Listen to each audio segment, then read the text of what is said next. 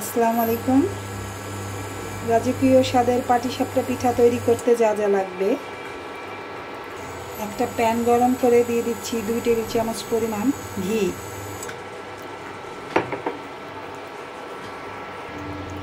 গোটা গরম মশলা অ্যাড করে দিচ্ছি, 2 টুকরো দারচিনি, 2টা লবঙ্গ এবং 2টা এলাচ। এখন দিয়ে দিচ্ছি 3 টেবিল চামচ পরিমাণ চালের গুঁড়ো। এটাকে এখন ঘিয়ের সাথে খুব সুন্দরভাবে ভেজে নিতে হবে। আমাদের চালের গুঁড়িটা ভাজা হয়ে গেছে। এখন চুলায় আগে থেকে ঘন করে রাখা দুধ দিয়ে এর মধ্যে ভাজা চালের গুঁড়িটা অ্যাড করে দিতে হবে। চালের গুঁড়িটা অ্যাড করে অনবরত নাড়তে হবে যেন ভিতরে দলা পাকিয়ে না যায়।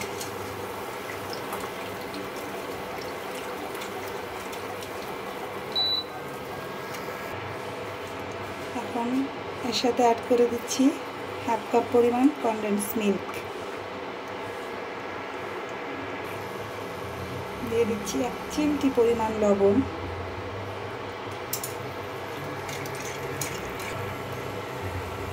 দিয়ে দিচ্ছি 3 টেবিল চামচ পরিমাণ চিনি।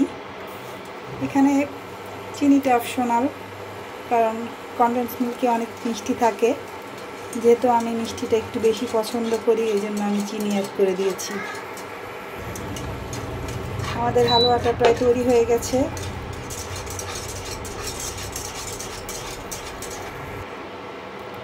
আমরা এই পর্যায়ে নামিয়ে ফেলবো, কারণ ঠান্ডা হওয়ার পরে খিরসাটা আরও একটু ঘন হবে। এখন পাটিসাপটার ব্যাটারটা তৈরি করে নিব। এর জন্য আমাদের লাগবে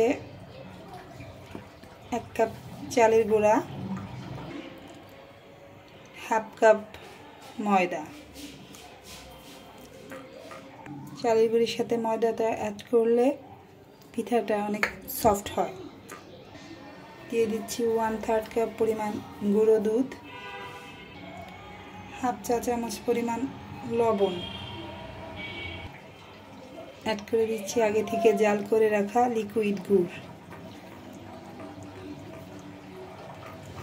এখন এটাকে খুব ভালো করে মিক্সড করতে হবে।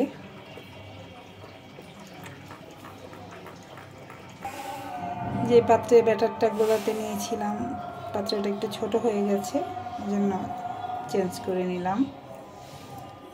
এটাকে খুব ভালো করে মিক্স করতে হবে এবং আস্তে আস্তে ব্যাটারের মধ্যে অল্প অল্প করে পানি অ্যাড করতে হবে, একবারে অ্যাড করা যাবে না।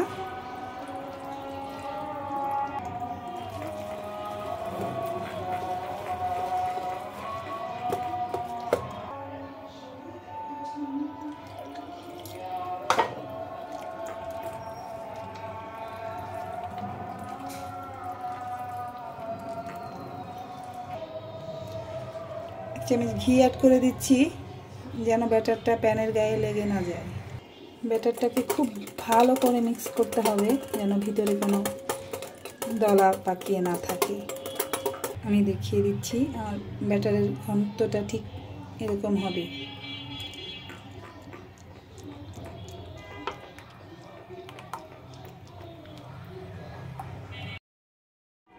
এখন ব্যাটারটাকে 30 মিনিটের জন্য রেস্টে রেখে দিব। 30 মিনিট পরে ফিরে আসছি। ব্যাটারটাকে আধা ঘন্টা রেস্টে রাখার পরে এখন আমরা পিঠা তৈরি করে নিব। প্রথমে প্যানে সামান্য ঘি ব্রাশ করে নিচ্ছি।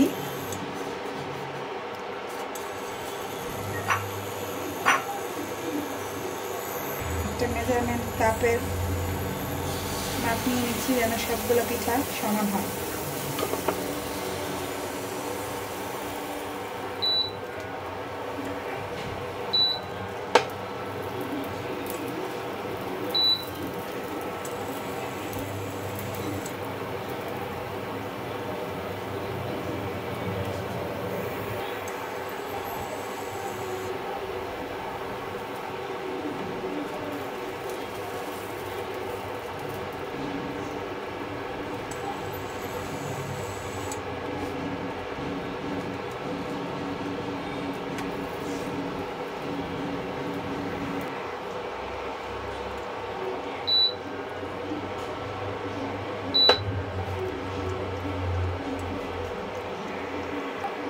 একটা পিঠা তৈরি করে দেখাচ্ছি।